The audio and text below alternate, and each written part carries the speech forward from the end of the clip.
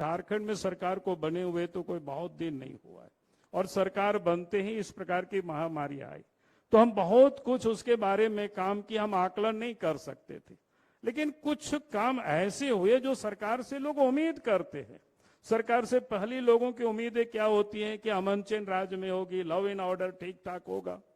लेकिन जब से इस प्रदेश में हेमंत सोरेन के नेतृत्व में सरकार बनी है, यूपीए की सरकार बनी है, तो 40 से भी अधिक उग्रवादी घटनाएं घटी है, बड़ी बड़ी घटनाएं घटी है। कोई छोटी मोटी बातें नहीं है, और कहीं कोई दिखाई नहीं पड़ता है। उग्रवादियों की हलचल जो इस प्रदेश में कहेंगे कि चारों तरफ आप सुनाई पड़ रही है। तो मैं कह रहा था कि चोरी डकैती ये सब तो आम बातें हो गई है, हत्या ये सब तो आम चीजें हो गई है। यानी इन छोटी सी कालावधि में जिस प्रकार से इस राज्य में लॉ एंड ऑर्डर बिगड़ा है वो किसी से छुपा हुआ नहीं है। अगर इस हालत को रोका नहीं तो आप समझो आगे तो और स्थिति खराब हो सकती है। जब इस लॉकडाउन के समय में कोई घूमने में परहेज कर रहे हैं और तब ये लोगों ने आतंक मचा रखा है, तांडव मचा रखा है।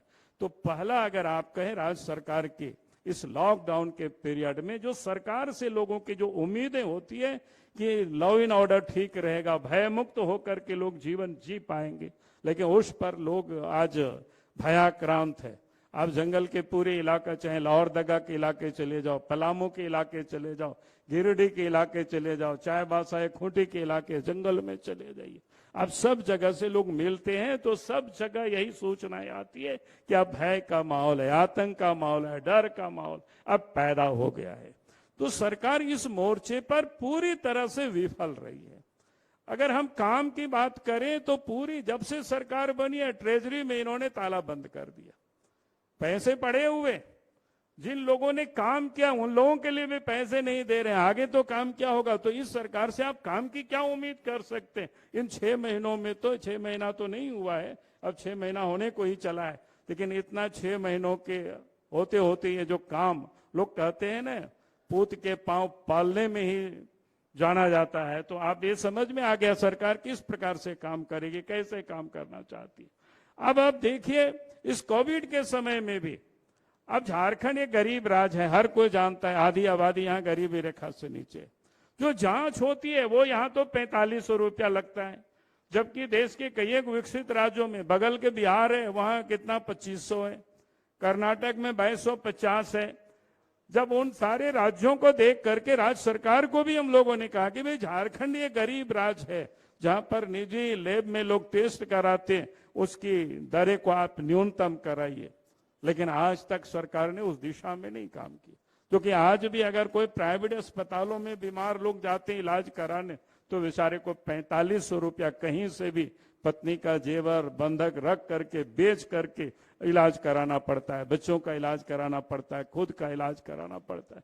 तो ये इस महामारी के समय में भी जिस ढंग से ये पूरा देश परेशान है, लेकिन आज सरकार ने उस पर बिल्कुल संज्ञान नहीं ली, गरीबों की कहीं कोई चिंता नहीं की। इनको चिंता किस बात की, आप सबने देखा होगा कल परसों कि कोल ब्लॉक की जो क्या कहते हैं नीलामी होगी तो चला गया है सुप्रीम कोर्ट। बड़ी अजीब लगता है भाई, कोल ब्लॉक तो जिसके साथ यहां इन्होंने सरकार बनाई है कांग्रेस पार्टी के साथ। अब याद करिए जब देश के प्रधानमंत्री मनमोहन सिंह हुआ करते थे उस समय इन्होंने इस कोल ब्लॉक को तो बांट दिया था। कोलगेट किसी से छुपा हुआ नहीं, क्या हुआ उस समय की। बाद में जब सुप्रीम कोर्ट ने इंटरवेन किया तो वो रद्द हुआ और बाद में उसको फिर से नीलाम कराए गए। ये तो बांट दिए थे ये लोग और उनके साथ सरकार बनाई। और ये किस प्रकार से कह रहा है कम समय है, लॉकडाउन है, और वहां जाकर के असलियत तो क्या है, क्योंकि वो जानते हैं जब निजी हाथों के ओर ये खदान चले जाएगी तो उनको लूटने का कोई मौका नहीं मिलेगा।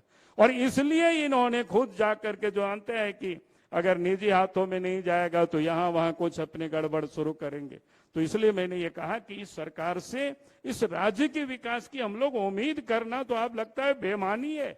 और इसलिए मैं अपने सभी कार्यकर्ताओं से मैं यही अपील कर रहा हूं कि अब लगता है कि हम जैसे ही लॉकडाउन खत्म होगा हम सब लोगों को इस सरकार के विरोध में सड़क पर उतरना होगा, तभी इस प्रदेश का यह विकास हो सकता है, नहीं तो यह प्रदेश का विकास नहीं हो सकता है। इसलिए मुझे लगा कि मैं चंद शब्द आपके समझ इन बातों को रखूं। बाकी तो हम सब लोगों के मुख्य वक्ता यहाँ पर उपस्थित हैं।